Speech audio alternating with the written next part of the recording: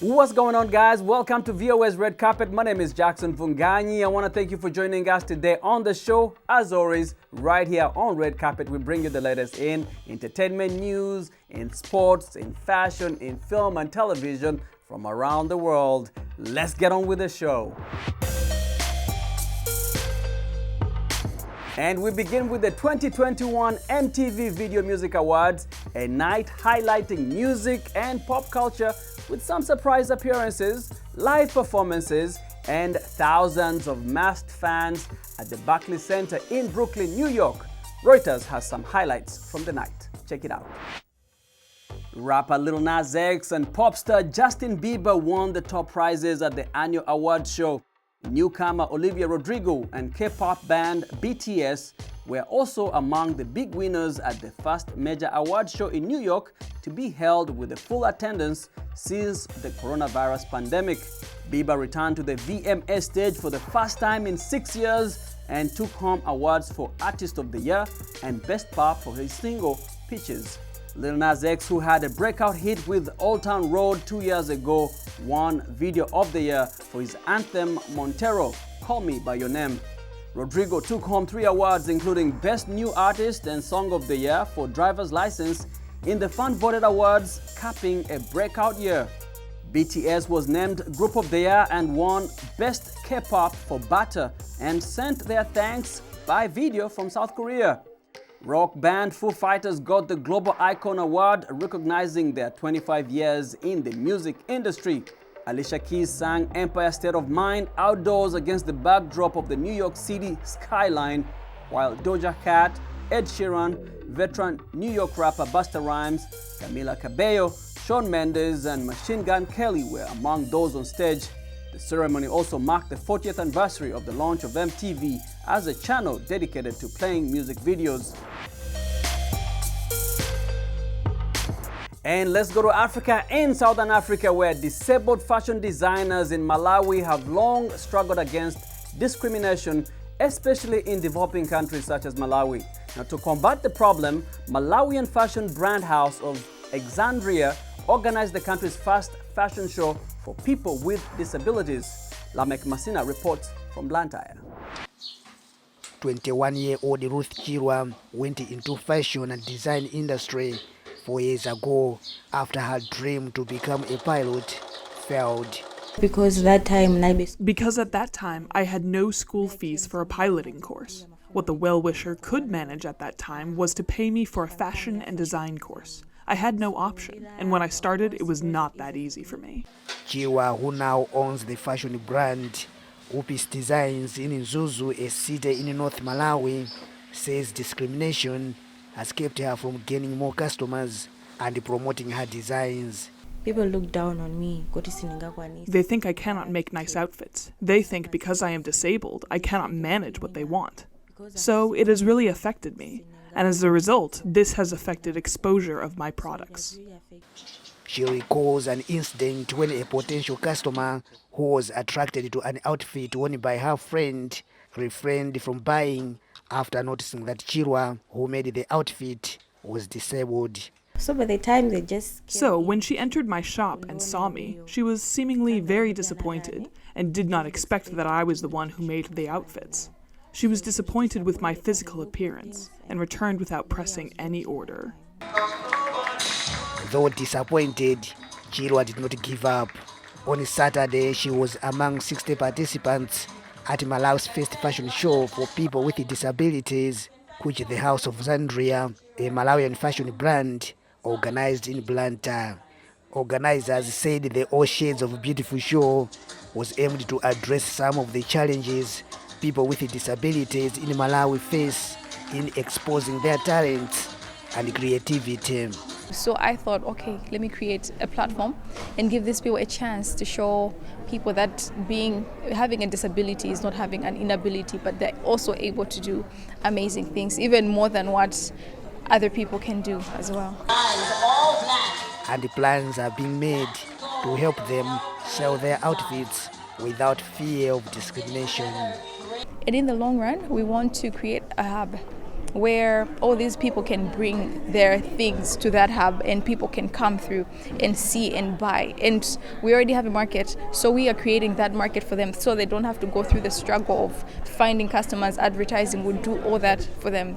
People with disabilities make up 11% of the Malawi population, according to the country's 2018 census.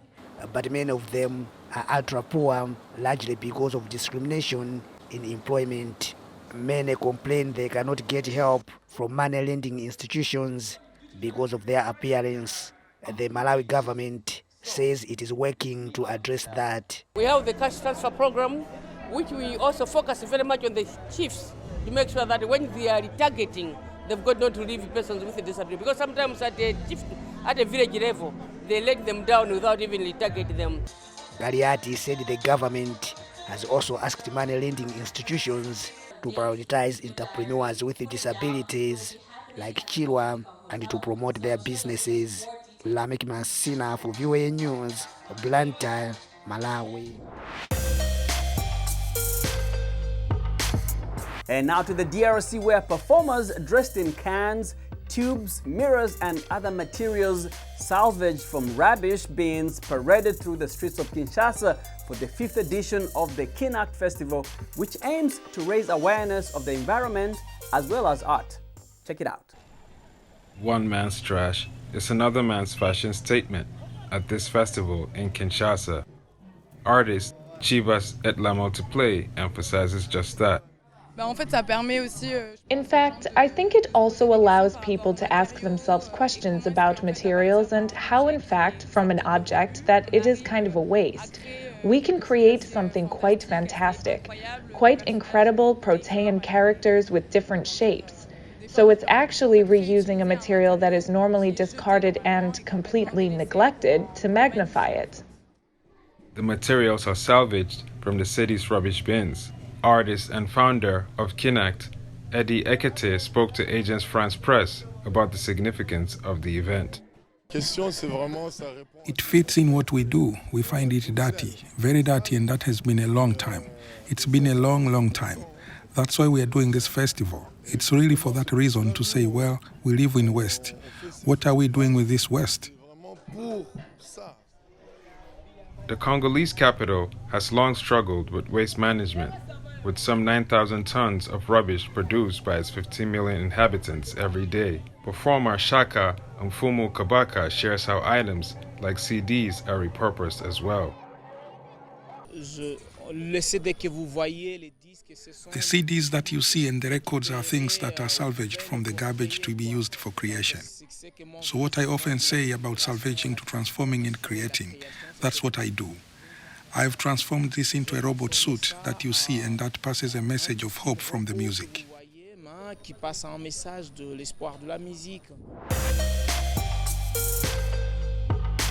Meanwhile, in Sudan, rap has come out of the shadows of longtime leader Omar al-Bashir's rule since his ouster more than 2 years ago, allowing the youth to voice their grievances amid an economic crisis and a fragile transition to democracy. 2.5 years ago, this would have been more dangerous. A group of Sudanese youths rapping in the streets of Khartoum. Under long-time ruler Omar al-Bashir, Sudan's rap industry was cautious. Be too critical of the government and you may fall prey to the attentions of the security services. But since Bashir's ouster in April 2019, artists like Ahmed Mahdi are taking advantage of looser restrictions to give voice to their grievances. We always write about our reality. For example, you see something happening to a homeless child in the street, so you'll reflect that in your music. You walk past the Nile and witness the flooding and the problems our people face, that you then try to tell using simple words, simple phrases that can resonate with everyone, reaching the Sudanese in Khartoum to the Sudanese living abroad. His group is called Ijra'at, or Procedures. What they're trying to do is better reflect issues they still see plaguing Sudan. The country is in the grip of a deep economic crisis and is making a shaky transition to democracy. Procedures criticises the police, complains of economic conditions and references burning tyres in anti-government protests. Mahdi says the music is always about the dreams of the youth. Why the youth? Because we want to reach a certain point of awareness. We want our society to develop. A society that currently rejects us and whose mass media also rejects us. However, we have faith that when we supply our own generation with songs and issues in the form of music and art, these youth will be able to reach heights with any issue, no matter how complex or difficult it may be. But though music played a central role in the uprising against Bashir, Mahdi says many still reject rap as foreign or immoral. Sudanese society was, under Bashir, governed by restrictive laws imposing conservative Islamic social codes. But today, procedures sometimes references alcohol and drugs and uses explicit language. Not everyone approves. Nevertheless, rap's popularity is growing.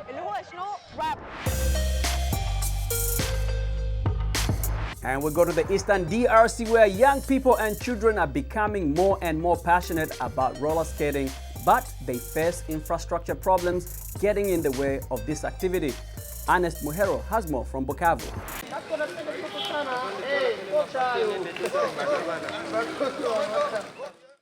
Every weekend in the city of Bukavu, roller skating enthusiasts take to a section of asphalt road near the post office to exercise their passion. Among them are professional skaters who motivate others.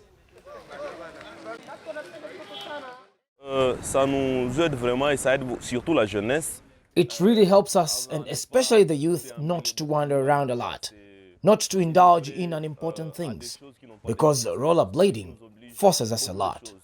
When you play this sport, you must not drink alcohol or smoke, because you must have time to train. You must have the strength and concentrate on this sport. And so young people need rollerblading. It keeps us busy during the vacation period, especially where there are no school activities. It helps us a lot, and with a lot of advantage here in Bukavu, given the situation of abandoned young people. Many of these young boys and girls discovered roller skating through television. Now they're on wheels and having fun. Their coach is pleased with the growing interest in Bukavu for skating. This is a new initiative in Bukavu, but everyone can adapt. It just takes courage. We educate and encourage all those who want to join this sport.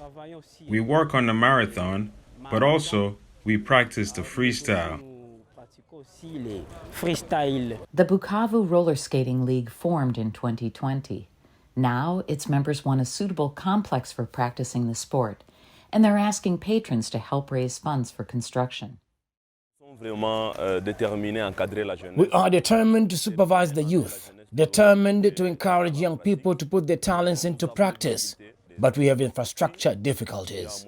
There are less asphalt roads. There is less land. We have difficulty in accessing equipment. Many of the young people want to learn, but they don't have the equipment.